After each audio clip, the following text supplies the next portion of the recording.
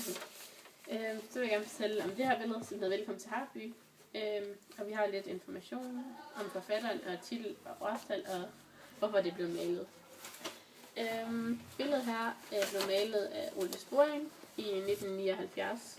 Det skal forestille en atomkraftulykke, hvor en reaktorkran smeltede, og det skete over i USA, i staten Pennsylvania, i byen Harrisburg.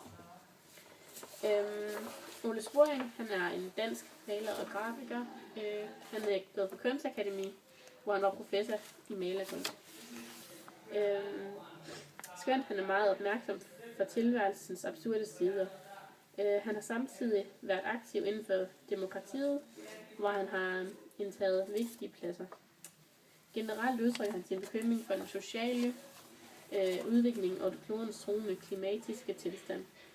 Han benytter også referencer til billeder, der cirkulerer i massemedierne, som får en regning i forudsigelige og overraskende retninger. Han har været medlem af Trykkerbanden. Trykkerbanden er en dansk kunstnergruppe, der samledes en masse mennesker for at udstille deres billeder og få dem solgt billigere, og så billederne nåede til et bredt publikum.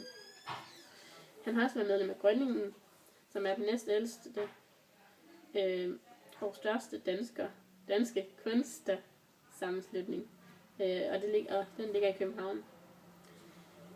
Ja, det var så lidt det om Ole Sporing og hans lidt info om ham. Og så er det et landskabsbillede, og det er så fordi det ligner et landskab. Og det er det, vi havde at fortælle om det her billede.